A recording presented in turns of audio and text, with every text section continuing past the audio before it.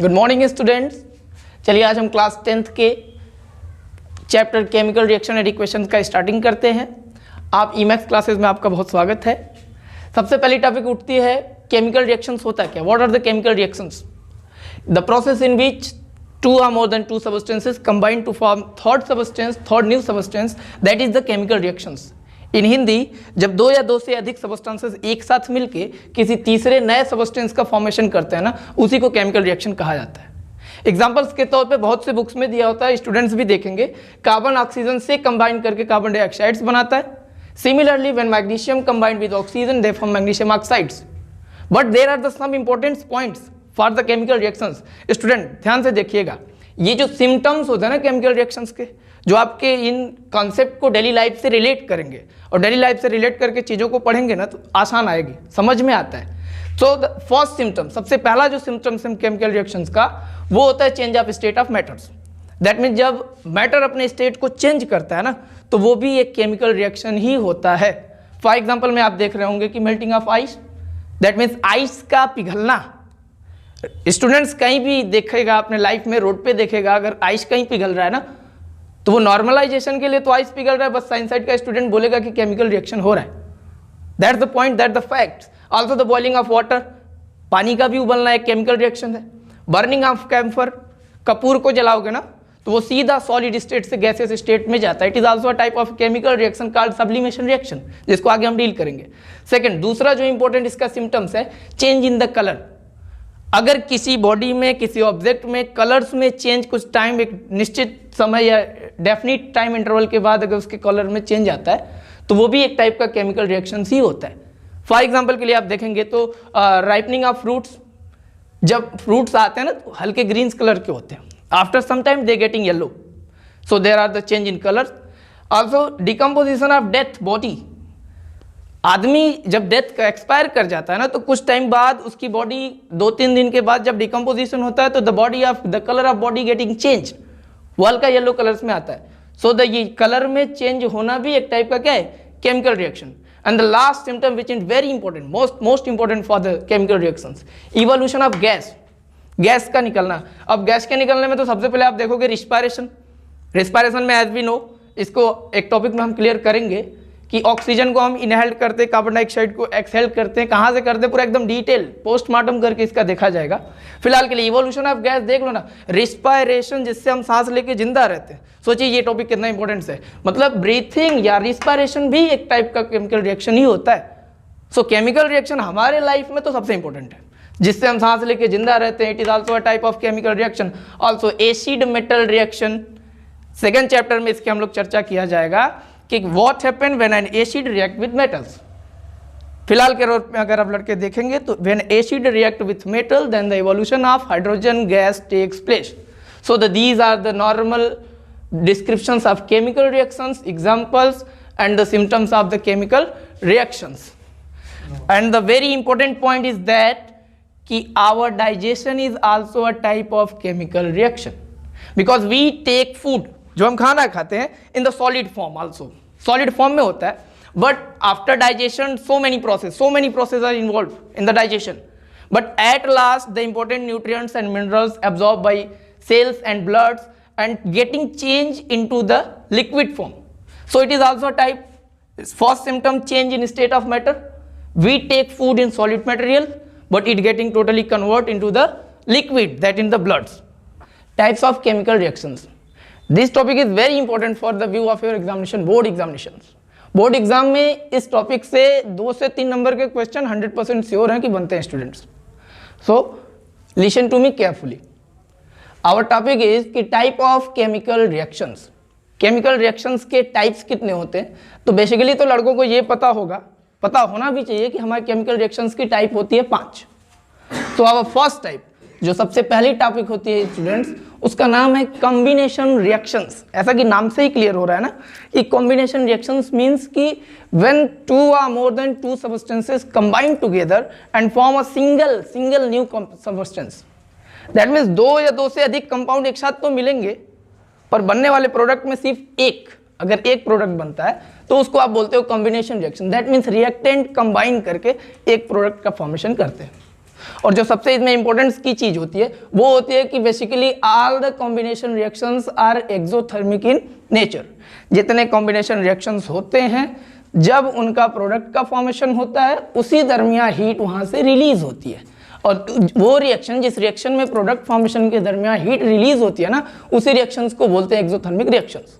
तो हमारी टॉपिक तो ये हो गई कि बेसिकली सर ये जो रिएक्टेंट्स आपस में मिलकर एक प्रोडक्ट बनाते हैं उनको कॉम्बिनेशन रिएक्शंस कहते हैं, और जितने कॉम्बिनेशन रिएक्शंस होते हैं सबका नेचर जो होता है कि एक्सोथर्मिक होता है। फॉर एग्जांपल के लिए आप देखेंगे तो when carbon combined with oxygen it form carbon dioxide. Here the reactants are two substances carbon and oxygen two, but the product is single substance called carbon dioxide. It is a single substance, also a large amount of heat evolved from them. यहाँ से heat बहुत ज़्यादा amount में निकला करता है।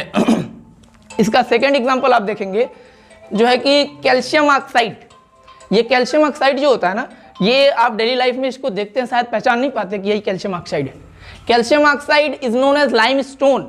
सूखा हुआ जो चूने का पत्थर होता है ना, सब लोग देखे होंगे सूखे हुए चूने के पत्थर को। जब when we react calcium oxide with water, then the formation of calcium hydroxide takes place, and during this process a large amount of heat evolve from them.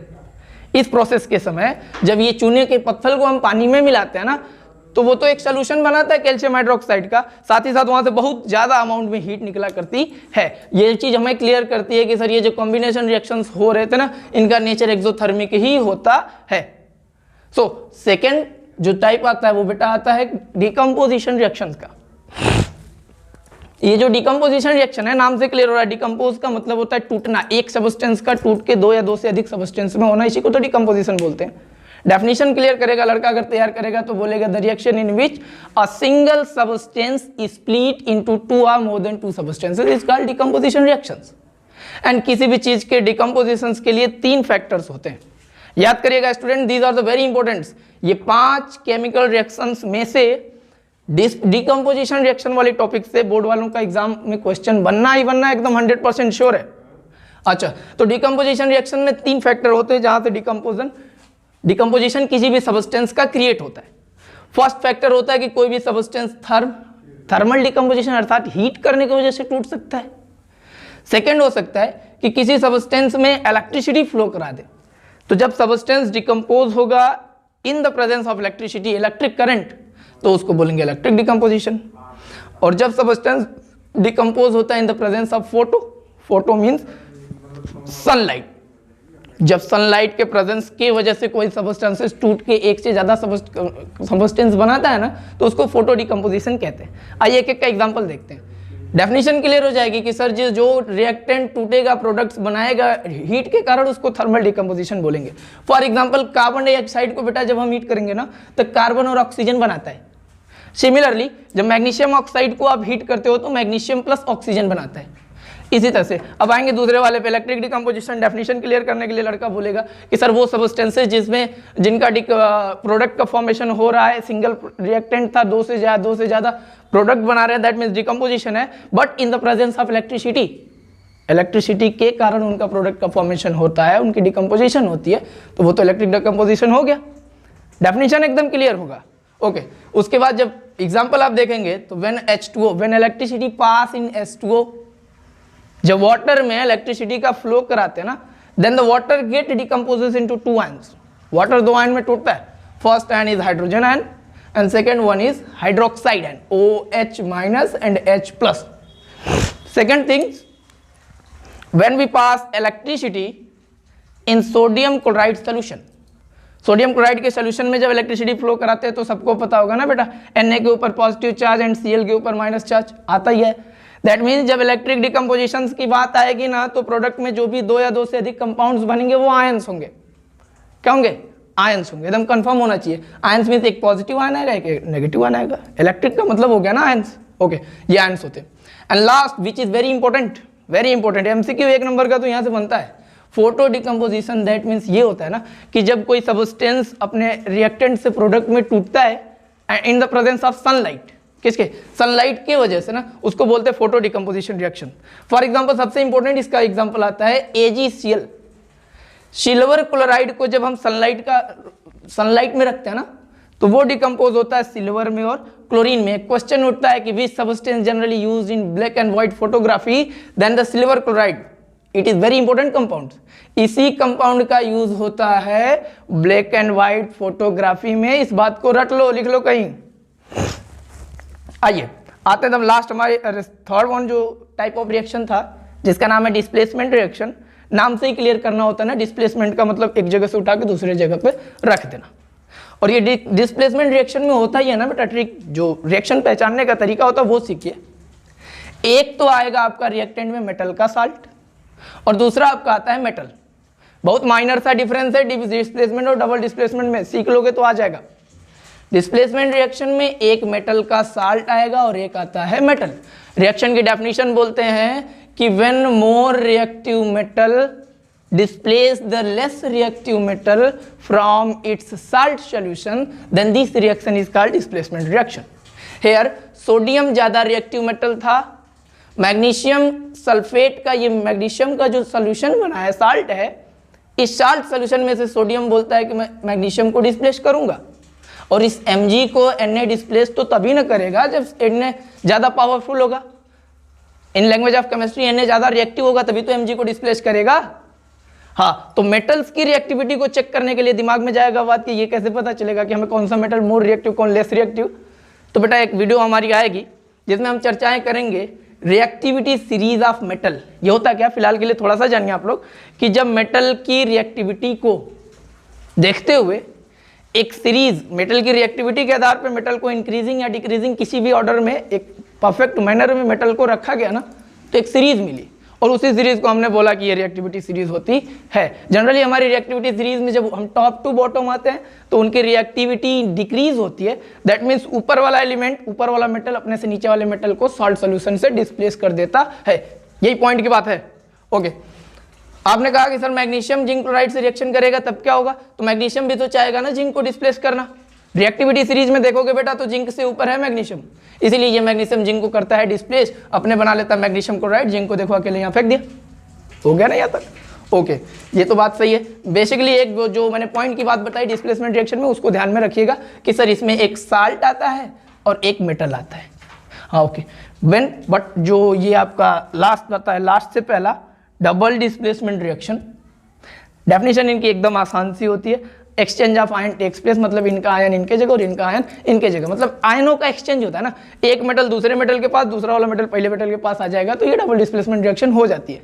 हाँ, ध्यान रखने वाली बातें ये है दोस्त कि ये डबल डिस्प्लेसमेंट रिएक्शन में ना जो दो रिएक्टेंट आप देख रहे हैं दोनों के दोनों क्या होते हैं, साल्ट होते हैं, जबकि डिस्प्लेसमेंट रिएक्शन में एक साल्ट होता है तो एक मेटल होता है।